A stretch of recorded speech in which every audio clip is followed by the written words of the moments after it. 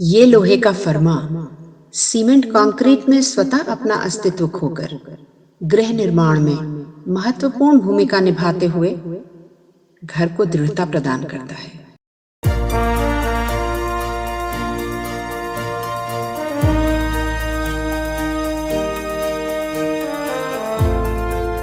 Technology of home Bharat में निर्माण की बेहतरी के लिए शैक्षणिक जगत के साथ साथ उद्योग के प्रतिष्ठित दिग्गजों द्वारा ज्ञान साझा करने का एक स्वतंत्र मंच है। ये जेके सीमेंट और association of infrastructure industry India की एक संयुक्त पहल है। इस पहल में एक आम आदमी की मदद करने के लिए ये सुनिश्चित करेंगे कि वो एक मजबूत सुंदर घर बनाने के लिए उपयोग की जाने वाली सामग्रियों की उपयोगिता और प्रक्रियाओं से पूरी तरह अवगत हो, जिससे उसके घर के निर्माण के लिए धन का उपयोग ठीक से किया जा सके। तो आइए हम सुनते हैं प्रोफेसर डॉक्टर सुधीर मिश्रा से फॉर्म वर्क के बारे में। शटरिंग के कंपोनेंट्स होते हैं। एक तो होती है प्लेट्स, जो कि एक सरफेस प्रोवाइड करती है जिससे कि सरफेस बनता है। उन प्लेट्स को सपोर्ट करने के लिए हम बल्लियां लगाते हैं, पाइप लगाते हैं, तरह तरह के मटेरियल उसके लिए उपलब्ध होते हैं। उसके बाद क्योंकि हम पूरे कंक्रीट स्ट्रक्चर के लिए एक प्लेट नहीं लगा सकते हैं, तो हम छोटी छोटी प्लेट्स लगाते हैं जो कि अलग अलग साइजेस की होती हैं। उसमें जॉइंट्स आ जाते हैं, तो उन जॉइंट्स को जोड़ने के लिए हम क्लिप्स लगाते हैं, तरह तरह का उसका इंतजाम होता है। तो ये 3-4 पार्ट्स हैं जो कि हमें समझ लेने चाहिए। एक और महत्वपूर्ण पार्ट होता है शटरिंग में, वो है शटरिंग ऑयल। शटरिंग ऑयल हम शटरिंग प्लेट पर लगाते हैं, और इसलिए लगाते हैं ताकि कंक्रीट उसमें चिपक ना जाए, और जब हम शटरिंग प्लेट निकालें तो कंक्रीट उसके साथ ना निकल आए।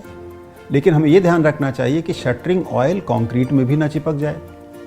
तो इन बातों का ध्यान में रखते हुए हमें शटरिंग का प्लेट्स और शटरिंग ऑयल का निर्णय करना चाहिए। जहाँ तक शटरिंग प्लेट्स को सपोर्ट करने का जो इंफ्रास्ट्रक्चर बनता है, जो कि बल्लियों से बनता है, पाइप से बनता है, वो बहुत आवश्यक है कि वो बल्लियाँ या पाइप एक फर्म ग्राउंड पर रेस्ट करें, क्योंकि अगर वो वहाँ पर मामला ढीला होगा तो प्लेट के ऊपर कंक्रीट की ढलाई होने के बाद जो लोड आता है उससे शटरिंग प्लेट डिफॉर्म हो जाती है और उसमें अंडुलेशंस आ जाते हैं, जो कि हमारे लिए अच्छे नहीं होते हैं। तो इसलिए ये बहुत आवश्यक है कि प्लेट्स और जो उसको सपोर्ट करने के लिए जो पाइप का स्ट्रक्चर बनाया गया है वो बहुत ही फर्म ग्राउंड पर हो।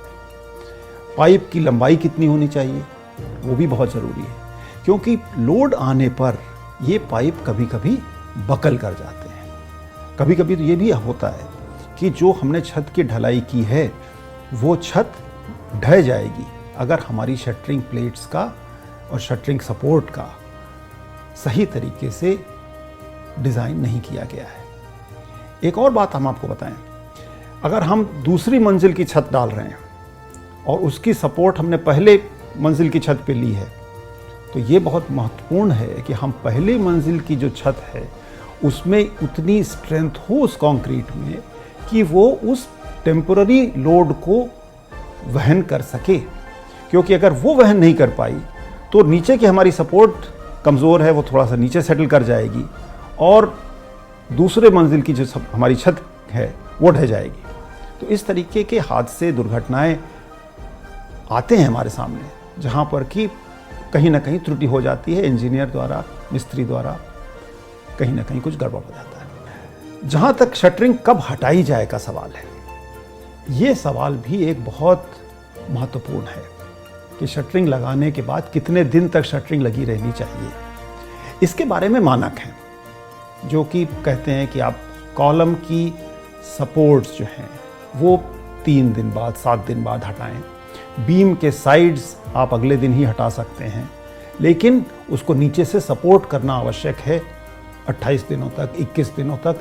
ये बात इस बात पर भी निर्भर है कि बीम का स्पैन क्या है, स्लैब का साइज़ क्या है, वो 1 मीटर 2 मीटर की स्लैब है कि 10 मीटर की स्लैब है। मानकों में स्पैन के आधार पर कितने दिनों बाद ये शटरिंग हटाई जा सकती है, शटरिंग का कौन सा कंपोनेंट हटाया जा सकता है, उसके बारे में बहुत ही क्लियर गाइडलाइंस दी गई हैं। लेकिन उन गाइडलाइंस के बारे में भी हमें समझ लेना चाहिए कि वो गाइडलाइंस 15 डिग्री सेंटीग्रेड टेम्परेचर से अधिक के लिए ही मान्य है। अगर कहीं पर आप कोल्ड क्लाइमेट में शटरिंग लगाते हैं तब आपको ये बहुत ध्यान रखना चाहिए, इंजीनियर से पूछ लेना चाहिए कि हमें शटरिंग कब हटानी है, क्योंकि जो कंक्रीट का स्ट्रेंथ डेवलपमेंट है वो वातावरण के तापमान पर निर्भर करता है। अगर बहुत ठंडा प्रदेश है तो स्ट्रेंथ डेवलपमेंट स्लो होता है। प्रोफेसर डॉक्टर सुधीर मिश्रा एक प्रसिद्ध और एक प्रमुख शिक्षाविद हैं, जिन्होंने टोक्यो विश्वविद्यालय से पीएचडी की डिग्री हासिल की है और आईआईटी कानपुर में 25 वर्षों से कार्यरत हैं। उनकी अनुसंधान रुचि निर्माण इंजीनियरिंग और प्रबंधन में निहित है।